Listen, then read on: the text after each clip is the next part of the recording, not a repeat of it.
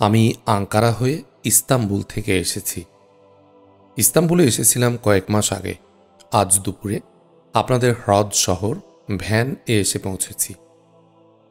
অসুবিধা নেই, আমি হোটেল বা রেস্ট হাউসে জায়গা খুঁজে নেব, বলল আগন্তুক আবু আবদুল্লাহ। ডক্টর আজদার চোখে বিস্ময় ফুটে ওঠে। একদৃষ্টিতে সে তাকিয়েছিল আবু আবদুল্লার দিকে। বলল, আপনি দুপুরে ভ্যানে পৌঁছে সন্ধ্যাতে আরিয়াসে এসে পৌঁছেছেন? তার মানে আপনার গন্তব্য আরিয়াস? কেন, আমি আরিয়াস হয়ে অন্য কোথাও যেতে পারি না? বলল আবু আবদুল্লাহ। তা পারেন, আরিয়াস থেকে ইরান, আর্মেনিয়াও যেতে পারেন, কিন্তু সন্ধ্যার পর ইরান ও আর্মেনীয় সীমান্ত বন্ধ হয়ে যায়।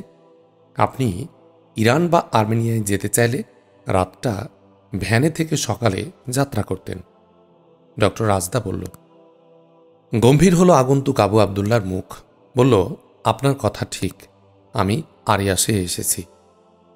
তাহলে আপনি হোটেল খুঁজছেন কেন? আপনি নিশ্চয়ই ট্যুরিস্ট হিসাবে আরিয়াসে আসেননি। কোনো ট্যুরিস্ট এভাবে আসে না। কোথায় এসেছেন আপনি আরিয়াসে? দৃঢ় কণ্ঠে জিজ্ঞাসা করল ডক্টর রাজদা। আমার অনুরোধ, কথা যে পর্যন্তই থাক। এখন কোনো আলোচনার সময় নয়, পরে অবশ্যই দেখা হবে। এখন ডক্টর রাজদা কিভাবে যাবেন সেটা বলুন। আর একা যাওয়া ঠিক হবে না। শুনেছেন তো পুলিশ অফিসারের কথা, সাপের লেজে পা দেয়া হয়েছে। ওরা নিশ্চয় সঙ্গে সঙ্গে জেনে গেছে সব ব্যাপার। ওরা প্রতিশোধের জন্যে নিশ্চয় পাগল হয়ে উঠেছে। ডক্টর বার্জেনজো, ডক্টর রাজদাকে বাড়ি পৌঁছে দিন, বলল আগন্তুক আবু আহমদ আবদুল্লাহ। উদ্বেগে পাংশু হয়ে উঠেছে ডক্টর রাজদা ও ডক্টর বার্জেনজো দুজনেরই মুখ। প্রতিশোধের জন্যে ওদের পাগল হওয়ার যে কথা আগন্তুক বলেছেন সেটা তারাও জানে। শুকনো কণ্ঠে ডক্টর বার্জেনজো বলল, আমি ডক্টর রাজদাকে পৌঁছে দিতে পারি, কিন্তু একটা সমস্যা আছে আমাদের দু পরিবারের মধ্যে। আমি যেমন ওর সাথে ওদের বাড়ি যেতে পারি না, তেমনি এত রাতে তার বাড়ি ফেরাও তার পরিবার গ্রহণ করবে না। বিস্ময় ফুটে উঠল আগন্তুক আবু আবদুল্লার চোখে মুখে। বলল, কেন, আপনাদের সম্পর্ক কি আপনাদের পরিবার মেনে নিচ্ছে না? প্রবলেমটা কি? ডক্টর রাজদা ও ডক্টর বার্জেনজো দুজনের চোখ মুখ লজ্জায় লাল হয়ে উঠল। বিব্রত একটা ভাব ফুটে উঠল তাদের চোখে মুখে। দুজনেই মুখ নিচু করেছিল। মাথা তুলে জবাব দিল ডক্টর বার্জেনজো। বলল, প্রবলেম হলো দুপরিবারের রাজনৈতিক বৈরিতা। ডক্টর আজদার গ্র্যান্ডফাদার মোস্তফা বারজানি বিখ্যাত বামপন্থী নেতা এবং কুর্দি বাম রাজনৈতিক আন্দোলন কুর্দি ডেমোক্র্যাট পার্টির প্রতিষ্ঠাতা। আর আমার গ্র্যান্ডফাদার শেখ মাহমুদ বারজেনজো ছিলেন আধুনিক কুর্দিস্তানের প্রথম রাজা এবং কুর্দি জাতীয়তাবাদী আন্দোলনের জাতীয়তাবাদী নেতা। আর আমার নানা সৈয়দ নুরসি শুধু কুর্দিস্তান নয়, গোটা তুরস্ক ইরানের ধর্মীয় নেতা ছিলেন। আমাদের কনজারভেটিভ পরিবারের সাথে ডক্টর আজদার পরিবারের একটা স্থায়ী রাজনৈতিক বৈরিতা আছে। তাছাড়া আমাদের ধার্মিক পরিবারের সাথে ডক্টর আজদাদের ধর্মনিরপেক্ষ পরিবারের রয়েছে যোজন যোজন মানসিক পার্থক্য। এই সমস্যার কারণে আমাদের সম্পর্কের কথা আমরা পরিবারকে বলার অবস্থাতেও নেই। থামল ডক্টর বারজেনজো। আর আপনারা প্রাপ্তবয়স্ক হয়েও বিয়ে করতে পারছেন না, পরিবারকে বাদ দিয়ে, বলল আবু আহমদ আবদুল্লাহ। ঠিক তাই, আমরা পরিবারকে মাইনাস করার কথা কল্পনাও করতে পারি না, বলল ডক্টর রাজদা ভারী কণ্ঠ তার। ও বুঝেছি, এ কারণে ডক্টর বার্জেনজো ডক্টর রাজদার বাড়ি যেতে পারছেন না। আবার এত রাতে ডক্টর রাজদাও একা বাড়িতে যেতে পারেন না, কথা উঠবে। তাহলে উপায় কি এখন? মিস্টার আবদুল্লাহ, উপায় আপনিই করতে পারেন। আপনার থাকার জায়গা প্রয়োজন। আপনি ডক্টর রাজদার সাথে চলুন, আপনার থাকার জায়গাও হলো আর ডক্টর রাজদার সমস্যারও সমাধান হলো, বলল ডক্টর বার্জেনজো। ডক্টর রাজদার মুখ প্রসন্ন হয়ে উঠল, যেন অন্ধকারে আলোর সন্ধান পেল। বলল, উনি ঠিক বলেছেন স্যার, আপনি আমাকে সাহায্য করুন। আমার বাড়িতে আপনার কোনো অসুবিধা হবে না, যদিও এটা আমাদের গ্রামের বাড়ি। আমার ফুপাফুপি এসেছেন গতকাল, আজ মামা এসেছেন। তিনি একটি বিশ্ববিদ্যালয়ের অধ্যাপক, আপনি ভালো সঙ্গও পাবেন। আমিও আপনাদের অনেক দূর এগিয়ে দিতে পারবো, চলুন যাওয়া যাক, ডক্টর বার্জেনজো বলল। আবু আহমদ আবদুল্লাহ ছদ্মনামের আড়ালে আহমদ মুসা মনে মনে খুশি হল। সে তো ডক্টর আজদার সন্ধানে ডক্টর রাজদার বাড়িতেই যাচ্ছিল। দুপুরে ভ্যান লেক শহরে পৌঁছার পরই আহমাদ মুসা আরারিয়াস অঞ্চলের নাগরিক তালিকা সার্চ করে ডক্টর রাজদা আয়েশার ঠিকানা জোগাড় করেছে। সেই ঠিকানাতেই যাচ্ছিল সে। মেঘ না চাইতেই পানির মতো সেই বাড়িতেই যাওয়ার সুযোগ হলো তাদের মেহমান হয়ে। বলল, আহমাদ মুসা, ঠিক আছে, আমার আপত্তি করার কোনো যুক্তি নেই। ধন্যবাদ মিস্টার আবু আবদুল্লাহ, বলল ডক্টর বার্জেনজো। অনেক ধন্যবাদ স্যার, চলুন যাওয়া যাক, ডক্টর রাজদা বলল। সবাই তাদের গাড়ির দিকে এগোলো। ডক্টর বার্জেনজো, আপনার সাথে আবার কিভাবে দেখা হবে? আমার কিছু প্রয়োজন আছে, বলল আহমাদ মুসা। ডক্টর বার্জেনজো হাসল, বলল, আমার মনেও কিছু প্রশ্ন, কিছু কৌতূহল আছে। আপনার সাথে দেখা হওয়া আমারও প্রয়োজন। ডক্টর বার্জেনজোর কথা শেষ হতেই ডক্টর রাজদা বলে উঠল, আমার তো অনেক কৌতূহল, অনেক প্রশ্ন আছে। আলহামদুলিল্লাহ, কৌতূহল মেটানোর সুযোগ পেয়ে গেলাম। আলহামদুলিল্লাহ বলে আহমাদ মুসা ডক্টর বার্জেনজোকে লক্ষ্য করে বলল, তাহলে কিভাবে, কোথায় দেখা হচ্ছে মিস্টার বার্জেনজো? ভেবেচিন্তে কাল সকালে ডক্টর রাজদার টেলিফোনে জানাবো, বলল ডক্টর বার্জেনজো। ধন্যবাদ, আহমাদ মুসা বলল। সালাম বিনিময়ের পর সবাই গিয়ে গাড়িতে উঠল। আহমাদ মুসা উঠল ডক্টর রাজদার গাড়িতে। আহমাদ মুসা তার ভাড়া করা গাড়ি থানা পর্যন্ত পৌঁছে ছেড়ে দেয়। চলতে শুরু করল দুটি গাড়ি, আগে আজদার গাড়ি, পেছনে ডক্টর বার্জেনজোর গাড়ি। স্বপ্ন দেখছিল আহমাদ মুসা, দেখছিল দুজন মুখোশধারী লোক ডক্টর রাজদাকে ধরে নিয়ে যাচ্ছিল। ডক্টর রাজদা প্রাণপণে স্যার স্যার বলে চিৎকার করছিল। দাঁড়াও দাঁড়াও বলে ঘুমের মধ্যে উঠে বসেছে আহমাদ মুসা। ঘুম ভেঙে গেল তার। স্বপ্ন নয়, এবার বাস্তবেও ডক্টর আজদার স্যার স্যার চিৎকার শুনতে পেল সে, একদম তার দরজার সামনে। মনে হচ্ছে কেউ তাকে তার দরজার সামনে থেকে ধরে নিয়ে যাচ্ছে।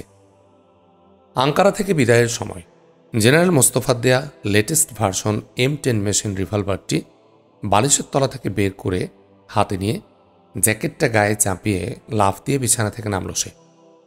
ডান হাতে রিভলভার বাগিয়ে ধরে বাম হাত দিয়ে দরজার নব ঘুরিয়ে এক ঝটকায় খুলে ফেলল দরজা। আহমাদ মুসা দেখতে পেল তার দরজা সোজা করিডোর দিয়ে দুজন মুখোশধারী টেনে হেঁচড়ে নিয়ে যাচ্ছে ডক্টর রাজদা আয়েশাকে। আহমাদ মুসা ওদিকে এগিয়ে যাবার জন্য পা বাড়িয়েছে, এমন সময় বাঁদিক থেকে একটা ধাতব শব্দে সেদিকে ফিরে তাকালো। দেখল তার দিকে রিভলভার তুলেছে একজন মুখোশধারী সন্ত্রাসী। তার রিভলভারের সেফটি ফ্ল্যাশ পিন তোলারের শব্দ পেয়েছে সে, তার মানে গুলি আসছে। চিন্তার মতোই দ্রুত আহমাদ মুসা বাম দিকে ফ্লোরের উপর নিজেকে ছুড়ে দেয়। গুলিটা যেন তার ডান কাঁধ ছুঁয়ে বেরিয়ে গেল। মুহূর্ত সময়ের দূরত্বে মাথাটা বেঁচে গেল তার। আহমাদ মুসার দেহটা মাটি স্পর্শ করার আগেই তার ডান হাতের M10 রিভলভার গুলি করেছিল সন্ত্রাসীদের লক্ষ্য করে, যাতে সে দ্বিতীয় গুলি করার সুযোগ না পায়। তার পাশে আরেকজন সন্ত্রাসী দাঁড়িয়ে, তার রিভলভার তাক করেছিল একজন ভীত সন্ত্রস্ত নারী পুরুষকে। তারা ডক্টর রাজদার ফুপি, ফুফা, মামা ও মামাতো ভাই বোনেরা হবেন।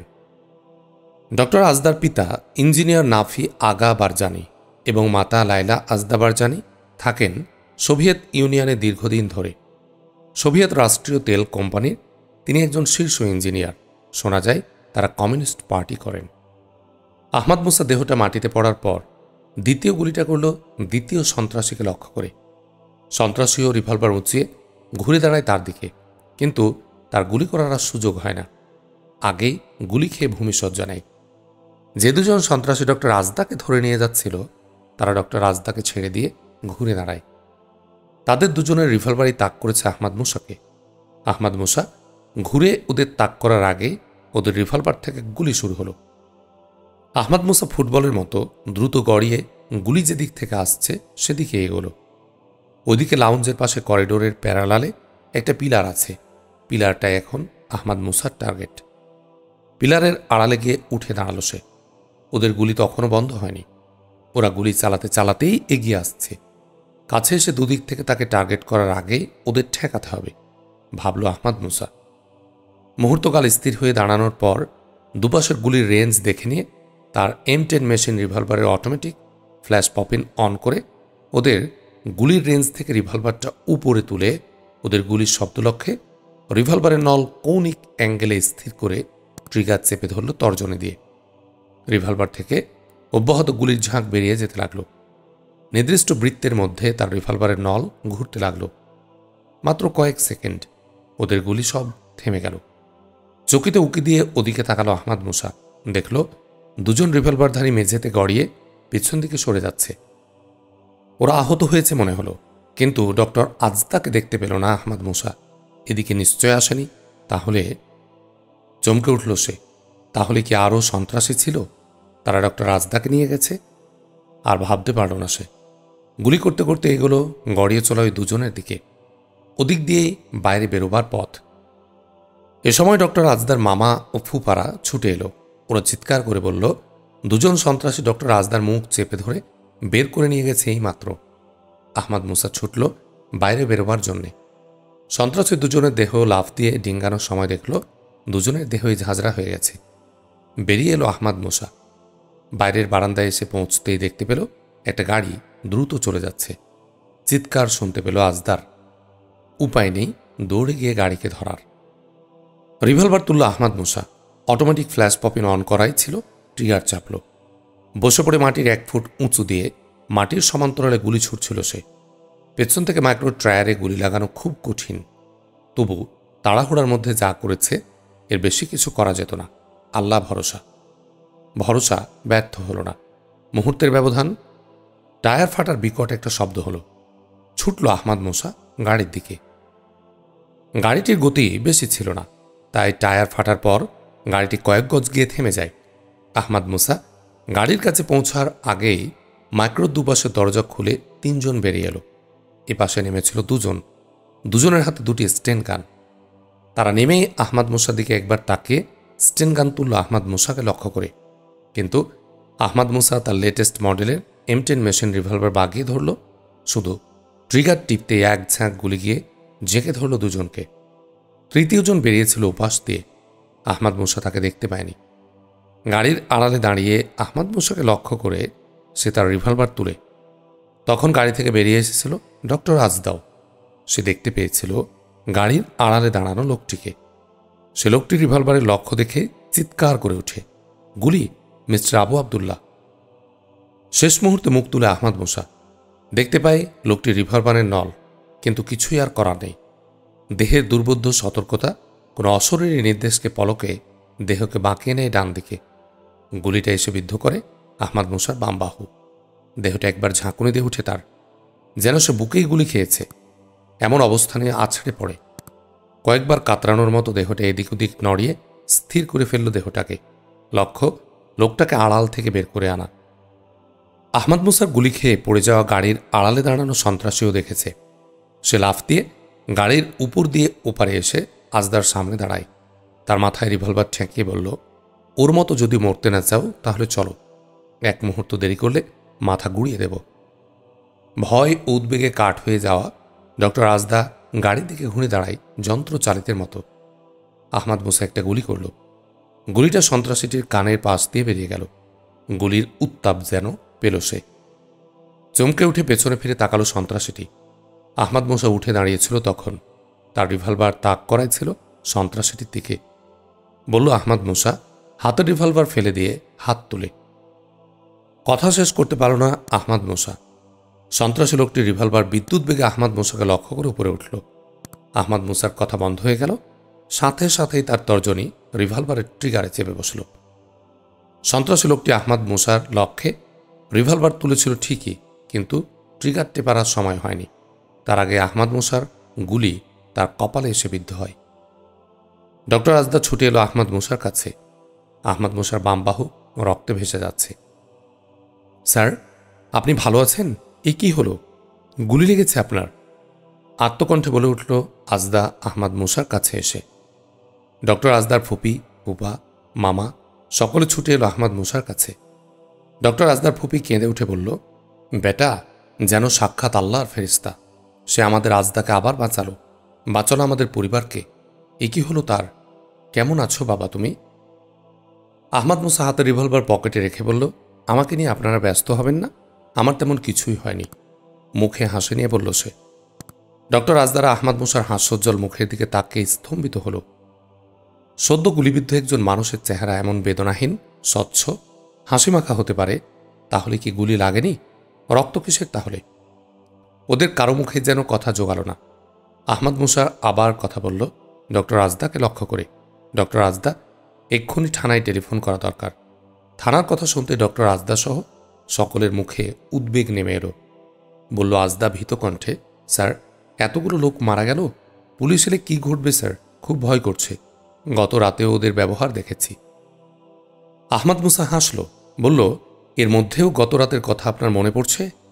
ভাববেন না, আমি আমার রিভলভার দিয়ে ওদের 7 জনকে হত্যা করেছি। আমি ওদের এটাই বলবো। গম্ভীর হল ডক্টর রাজদার মুখ। বলল, তাহলে আমাদের ভাবনায় আপনার ভাবনা? আপনার ভাবনা আমরা ভাবতে পারবো না? কাঁদো কাঁদো কণ্ঠে বলল ডক্টর রাজদা। মা, আজদা ঠিকই বলেছে। আপনি আমাদের জন্য সব করলেন নিজের জীবন বিপন্ন করে। গুলিটা আপনার বাহুতে না লেগে বিপজ্জনক কোনো জায়গায় লাগতে পারত। আপনার কথাই তো আমাদের সবার আগে ভাবতে হবে। আসুক পুলিশ, বলল ডক্টর রাজদার মামা ডক্টর সাহাব নুরি। একটু থেমে এসে আবার বলল, আমিই যাচ্ছি পুলিশকে টেলিফোন করতে। বলে এসে দ্রুত এগুলো বাড়ির দিকে। পুলিশ যতক্ষণ না আসছে ততক্ষণ আমরা বাইরেই দাঁড়াবো। যেখানে যা কিছু যেমন আছে তেমনই থাকা দরকার, বলল আহমদ মুসা সবাইকে লক্ষ্য করে। কথা শেষ করে আহমদ মুসা এগুলো গাড়ির পাশে পড়ে থাকা 3টি লাশের দিকে। আহমদ মুসা নিহত 3 জনেরই জামার বোতাম খুলে বাহু পরীক্ষা করল। তারপর জামার বোতাম লাগিয়ে দিয়ে ফিরে এলো ডক্টর রাজদাদের কাছে। আপনি ওদের বাহুতে কি খুঁজলেন? আহত বাহু নিয়ে এসব করছেন কেন? রক্তক্ষরণ এখনও বন্ধ হয়নি, বলল ডক্টর রাজদার ফুপা। ডক্টর রাজদার ফুপা কামাল বার্কি একজন রাজনীতিক ও ব্যবসায়ী, বিরাট সম্পত্তির মালিক। ইদানিং তিনি আঙ্কারায় ব্যবসা করছেন। সেখানেও তিনি বাম আন্দোলনের সাথে যুক্ত। আহমদ মুসা হাসল, বলল, পুলিশ এসে পড়লে ওই অনুসন্ধান করা যেত না। আমি ওদের দেহে একটা চিহ্ন খোঁজ করছিলাম। চিহ্ন? কি চিহ্ন? বলল ডক্টর রাজদার ফুপা কামাল বার্কি। আহমদ মুসায় একটু ভাবল, একটু গাম্ভীর্য নেমে এলো চোখে মুখে। বলল, বড় বড় অনেক গ্যাংয়ের দেহে দলীয় চিহ্ন থাকে। সেরকম কোনো দলের লোক কিনা ওরা, সেটাই দেখলাম। ডক্টর রাজদার ফুপা কিছু বলতে যাচ্ছিল, এ সময় 2টি হেডলাইট ডক্টর রাজদাদের বাগানের গেট পেরিয়ে দ্রুত এগিয়ে আসে। থেমে গেল আজদার ফুপা কামাল বার্কি। নিশ্চয়ই পুলিশ আসছে, বলল আহমদ মুসা। পুলিশের গাড়ি এসে দাঁড়ালো সন্ত্রাসীদের মাইক্রো ঠিক পেছনেই। পুলিশের 2টি গাড়ি, একটি জিপ, অন্যটি ক্যারিয়ার। জিপ থেকে নামলো লোকাল থানার অফিসার ইনচার্জ। ক্যারিয়ার থেকে লাফ দিয়ে নামলো কয়েকজন পুলিশ। ডক্টর রাজদার বাড়ির সামনে লন কাম বাগানটিতে বিদ্যুতের 2টি খুঁটি, গোটা বাগানটায় আলোকিত। গাড়ি বারান্দাতেও আলো, তার ফলে বাড়ির দেয়াল সবটাই আলোতে ঝলমল করছে। মাইক্রোর একটু সামনেই দাঁড়িয়েছিল আহমদ মুসা ও ডক্টর রাজদারা। পুলিশ অফিসার গাড়ি থেকে নামলে ডক্টর রাজদা ও তার মামারা পুলিশ অফিসারের দিকে এগোতে লাগল। পুলিশ অফিসার মোস্তফা ওকালান কয়েক গজ এগিয়ে ডক্টর আজদাদের সামনে এসে ডক্টর রাজদাকে লক্ষ্য করে বলল, আপনিই তো ডক্টর রাজদা, ইঞ্জিনিয়ার নাফি আগা বারজানের মেয়ে। আপনাকে কিডন্যাপের চেষ্টার ঘটনা ঘটেছে? হ্যাঁ অফিসার, বলল ডক্টর রাজদা। আপনার সাথে এরা কারা? পুলিশ অফিসার ওকালান বলল, তার চোখে সন্ধানী দৃষ্টি। ডক্টর রাজদা মামা ফুপা সবাইকে পরিচয় করিয়ে দিল, আর আহমদ মুসাকে দেখিয়ে বলল, আবু আহমদ আবদুল্লাহ, আমার মেহমান। সেই সাথে ডক্টর রাজদা গতরাতে তাকে কিডন্যাপের চেষ্টার ঘটনাও বলতে গেল। আমি সে ঘটনা জানি মিস বারজানি, আমাকে জোনাল পুলিশ থেকে সব জানানো হয়েছে। তাহলে আপনার এই মেহমানি গতরাতে আপনার সাথে জোনাল পুলিশ অফিসে গিয়েছিলেন? বলল পুলিশ অফিসার। জি হ্যাঁ, ঘটনার সময় চলার পথে উনিও সেখানে দাঁড়ান। ইন্সপেক্টর দারাগ সব জানেন, ডক্টর রাজদা বলল।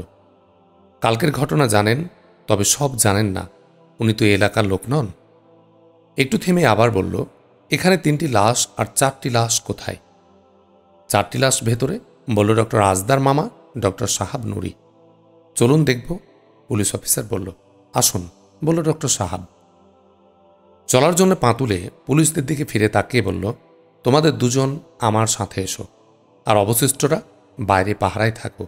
গাড়ি, লাশগুলো, হাতিয়ার যা দেখছ সেখানে তেমনই থাকবে। মাত্র জনাচারেক পুলিশ ছাড়া সবাই পুলিশ অফিসারের সাথে ভেতরে ঢুকে গেল। ভেতরে ঢুকে ডান পাশে ড্রয়িং রুম, বাম পাশে গেস্ট রুমের মাঝে করিডোরটা পেরোলে বেশ বড় একটা লাউঞ্জ। লাউঞ্জের অন্য দিক দিয়েও ঘর, আবার দোতলায় ওঠা সিঁড়িও এই লাউঞ্জ থেকে। সন্ত্রাসীরা পানির পাইপ বেয়ে ছাদে ওঠে, তারপর চিলেকোঠার তালা ভেঙে দোতলায় প্রবেশ করে। দোতলায় 3টি মাস্টার বেড আছে। তার একটি থেকে ডক্টর আজদাকে ধরে নিয়ে লাউঞ্জে নেমে পালানোর চেষ্টা করে। লাউঞ্জের পূর্ব প্রান্তের গেস্ট রুম থেকেই বেরিয়ে এসেছিল আহমাদ মুসা। লাল কার্পেটে মোড়া লাউঞ্জটা বলতে গেলে ফাঁকায়। গুচ্ছাকারে সাজানো কয়েকটা সোফা সেট রয়েছে মাত্র। বাইরের লাশগুলো যেভাবে দেখছে সেভাবে এই লাশগুলো ঘুরে ঘুরে দেখে পুলিশ অফিসার মোস্তফা ওকালান বলল, এরা যদি সন্ত্রাসী হয় তাহলে সন্ত্রাসীরা খুন হয়েছে 3 পর্যায়ে। প্রথমে লাউঞ্জের সিঁড়ির গোড়ায়, তারপর লাউঞ্জের এ প্রান্তে করিডোরের মুখে, সর্বশেষ বাইরে গাড়ির কাছে। কথাগুলো শেষ করে পুলিশ অফিসার প্রশ্ন করল ডক্টর আজদাদের দিকে চেয়ে, কথিত সন্ত্রাসীরা ডক্টর আজদাকে কিডন্যাপ করার আগে আপনারা কে কোথায় ছিলেন? জবাব দিল ডক্টর আজদা। বলল, দোতলায় আমার আব্বা যে মাস্টার বেডে থাকতেন তার কাছাকাছি ফ্যামিলি গেস্ট রুমে ছিলেন আমার ফুপা ফুপি। আমার ভাইয়ের মাস্টার বেডটাই ছিলেন আমার মামা। আমি ছিলাম আমার বেডে। আর নিচতলার গেস্ট রুমে ছিলেন আমাদের মেহমান জনাব আবু আহমদ আবদুল্লাহ। সন্ত্রাসীরা আক্রান্ত হয়েছিলেন লাউঞ্জে নামার পর। তারা আক্রান্ত হয়েছিলেন নিচ থেকে। তার মানে আপনাদের মেহমান আবু আহমদ আবদুল্লাহ ডক্টর আজদাকে রেস্কিউ করতে গিয়েছিলেন, কিন্তু সন্ত্রাসীদের 3 পর্যায়ে যে হত্যাকাণ্ড তা তিনিই কি করেছিলেন? জিজ্ঞেস করল পুলিশ অফিসার মোস্তফা ওকালান। সঙ্গে সঙ্গে প্রশ্নের উত্তর এলো না কারো কাছ থেকে। ডক্টর আজদা তাকালো তার মামা, ফুপা ও আহমাদ মুসার দিকে। উত্তর দিল আহমাদ মুসা। বলল, আপনার অনুমান সত্য অফিসার। সব সন্ত্রাসীকে হত্যা আমিই করেছি। স্বচ্ছ সাবলীল কণ্ঠস্বর আহমাদ মুসার।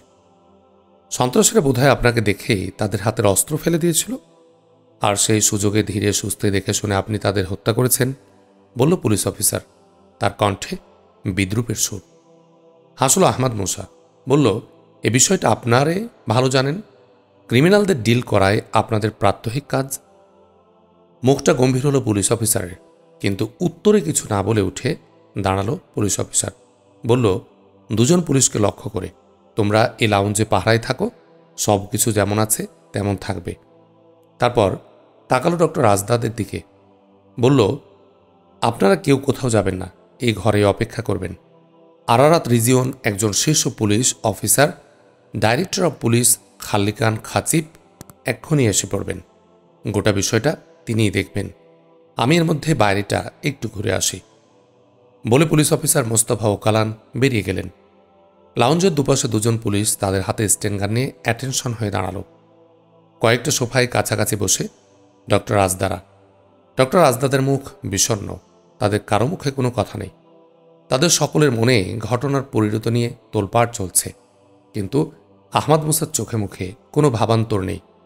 পুলিশ অফিসার তার উদ্দেশ্যে যে তীর্যক কথাগুলো বলেছে তাতে বরং মজাই পেয়েছে, কিন্তু আরারাত রিজিয়ন পুলিশ অফিসারের খালিকান খাচিব নামের এই শেষ অংশ, খাচিব, তার মনে একটা ধাক্কা দিয়েছে।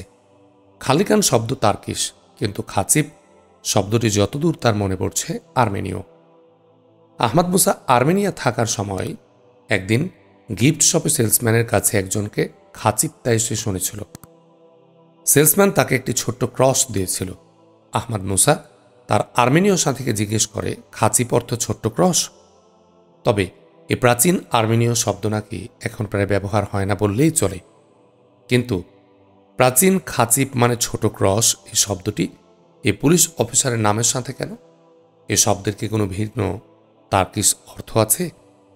এ ভাবনাতেই বুধ হয়ে গিয়েছিল সে। বুটের আওয়াজ তুলে মোস্তফা ওকালান সহ কয়েকজন পুলিশ অফিসার ভেতরে প্রবেশ করল। তখনই সম্বিত ফিরে পেল আহমাদ মুসা। ডক্টর আজদারা সবাই পুলিশ অফিসারকে স্বাগত জানালো। পুলিশ অফিসার মোস্তফা ওকালানের পাশের অপেক্ষাকৃত লম্বা গড়নের ভিন্ন রকমের পুলিশ অফিসারকে দেখে বুঝল সেই হবে ইসডি রিজিয়ন ডাইরেক্টর অব পুলিশ বা ডিওপি খালিকান খাচিব। ডক্টর আজদাদের কাছাকাছি হয়ে সে পুলিশ অফিসার ডক্টর আজদাকে লক্ষ্য করে বলল, আপনাদের নিয়ে সব কি হচ্ছে মিস আজদা? আপনারা কুর্দিস্তান ও তুরস্কের বিখ্যাত সম্মানিত একটা ফ্যামিলি। এই ফ্যামিলির মুখে আপনারা চুনকালি মেখে দিলেন। আপনার ভাই আতা সালাহ উদ্দিন বারজানি ড্রাগ ব্যবসা করে জেলে গেলেন, আর আপনাকে নিয়ে একের পর এক ভয়াবহ ঘটনা। ভাগযোগ নিয়ে এসব আপনাদের ইনফাইটিং তো নয়? যারা মারা গেছে, আপনারা যারা বেঁচে আছেন, সবাই কি এক দলের? এমন প্রশ্ন উঠছে কারণ ড্রাগ ব্যবসা ব্যাপক হওয়ার আগে এ ধরনের ঘটনা আরিয়াস, ইসডির কেউ গোটা তুরস্কেও ঘটেনি। ভয় ও বিব্রতকর অবস্থা ডক্টর রাজদার। কোনো কথাই সে বলতে পারল না।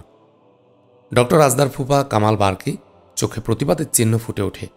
বলল সে, কিন্তু অফিসার, আমাদের কথা না শুনে, ঘটনা ভালো করে না জেনে আপনি মন্তব্য করছেন। অসন্তোষের ভাব ফুটে উঠল ডিওপি খালিকান খাতিবের চোখে মুখে। বলল, আমি শুনে এবং জেনেই কথা বলছি। আর বলতে চাই, ড্রাগ সিন্ডিকেটের এই ইনফাইটিংয়ে আবু আহমদ আবদুল্লাহকে হায়ার করে আনা হয়েছে। কথা শেষ করে ডিওপি খালিকান খাতিব থানার ইনচার্জ মোস্তফা ওকালানকে বলল, আপনি সুরতহাল রিপোর্ট তৈরি করে ফেলুন তাড়াতাড়ি। তাড়াতাড়ি লাশগুলো ময়নাতদন্তে পাঠিয়ে আমরা এদের সকলকে জিজ্ঞাসাবাদের জন্য পুলিশ অফিসে নিয়ে যেতে চাই। আবার ডক্টর রাজদার দিকে ডিওপি খালিকান তাকালো। বলল, আপাতত আপনাকে ও আবু আহমদ আবদুল্লাহকে আমরা গ্রেফতার করছি। জিজ্ঞাসাবাদ ও তদন্তে ড্রাগ ব্যবসায় ও ড্রাগ সিন্ডিকেটে যদি আপনাদের সংশ্লিষ্টতা না থাকে, তাহলে আপনারা সম্মানের সাথে ছাড়া পেয়ে যাবেন। উদ্বেগ আতঙ্কে ফ্যাকাশে হয়ে গেল ডক্টর রাজদা ও অন্যদের মুখ। পুলিশ অফিসারের এমন সরাসরি ও নগ্ন পক্ষপাতিত্বমূলক হস্তক্ষেপে বিস্মিত হল আহমদ মুসা। বলল, ডিওপি খালিকান খাতিবকে লক্ষ্য করে, তুরস্কের আইনে কি বাদী ও আসামিকে একসাথে গ্রেফতার করতে হয়? আক্রান্ত ও আক্রমণকারীকে কি এক চোখে দেখতে হয়? যেন চাবুকের একটা বড় ঘা খেল ডিওপি খালিকান। একটা গা ঝাড়া দিয়ে উঠে আহমদ মুসার দিকে তীব্র কণ্ঠে তাকিয়ে বলল, আপনি যে রিভলভার দিয়ে এদের হত্যা করেছেন, সে রিভলভার কোথায়? আহমদ মুসা পকেট থেকে রিভলভার বের করে ডিওপি খালিকান খাতিবকে দেখালো। ভ্রু কুঞ্চিত হল ডিওপি খাতিবের। বলল তড়িৎ কণ্ঠে, এ রিভলভার আপনি পেলেন কোথায়? পুলিশও তো এই রিভলভার পায়নি।